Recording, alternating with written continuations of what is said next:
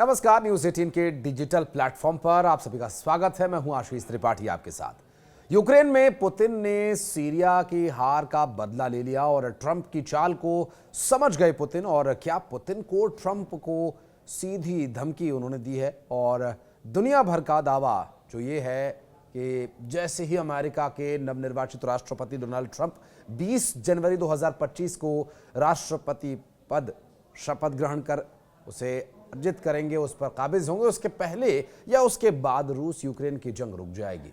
और इन दावों पर राष्ट्रपति पुतिन भी यकीन करने वाले थे, लेकिन सीरिया में तख्ता पलट के बाद से पुतिन के तेवर पूरी तरह से अब बदल चुके हैं।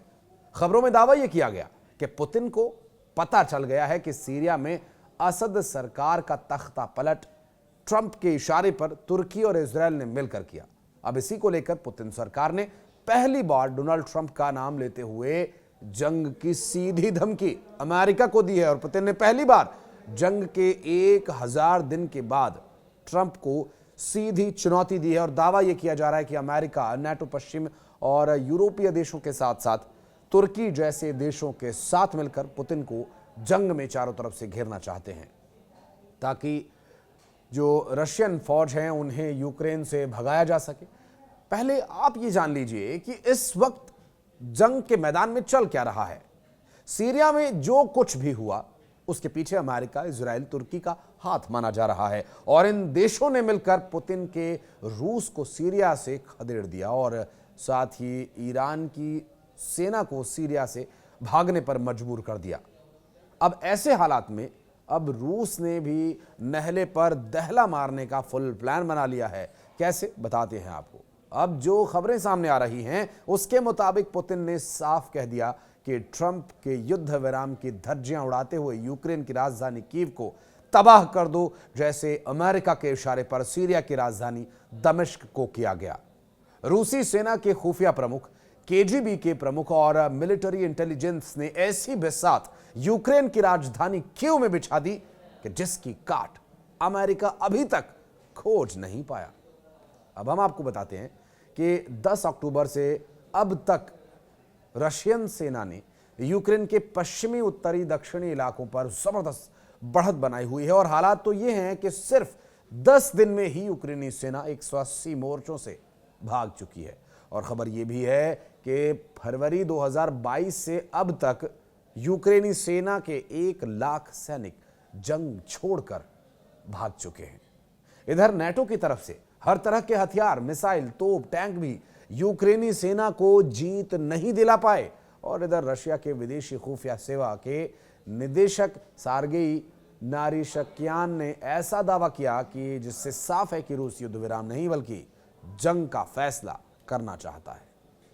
यूक्रेन के साथ चल रहे युद्ध पर रूस ने बड़ा दावा किया और रूस की तरफ से दावा यह किया गया कि बहुत जल्द कीव का पतन हो जाएगा। जैसे अमेरिका, इजराइल और तुर्की ने सीरिया में असद सरकार का पतन किया, वैसा ही पतन अब रूस यूक्रेन का करने जा रहा है। रूसी विदेशी खुफिया सेवा के निदेशक सार्गेई नारिशक्यान ने दावा किया कि मॉस्को का विशेष सैन्य ऑपरेशन अपने टारगेट हासिल करने के बेहद करीब पहुंच गया है। रूसी अधिकारी ने यूक्रेन के पश्चिमी समर्थकों पर भी तीखा हमला बोला। नारिशक्यान ने चेतावनी दी है कि तनाव के और बढ़ने से पश्चिमी देशों को नुकसान होगा और इसलिए अब नाटो और पश्चिमी देश यूक्रेन से दूर हो जाए, वरना विनाश तय है। रूसी राष्ट्रपति व्लादिमीर पुतिन के विदेशी खुफिया प्रमुख ने दो टूक कह दिया कि युद्ध के सभी क्षेत्रों में रूस ने रणनीतिक पहल हासिल कर ली है।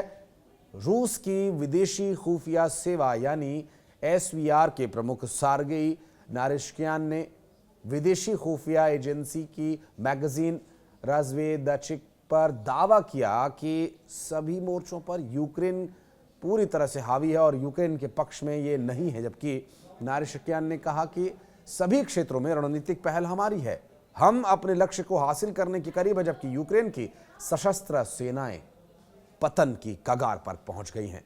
नारिशक्यान ने दावा किया यहां तक कि यूक्रेन के राष्ट्रपति व्लादिमीर जेलेंस्की ने रूस से बातचीत करने की क्षमता और मौका दोनों को खो दिया। नारिशक्यान, जो सोवियत काल के केजीबी के पहले मुख्य निदेशालय है जो टॉप अमेरिकी और पश्चिमी अधिकारियों के साथ लगातार संपर्क में भी हैं और इसलिए सार्गेई नारश्कियान ने दावे किए और उसका दावे को काफ़ी गंभीर माना जा रहा है।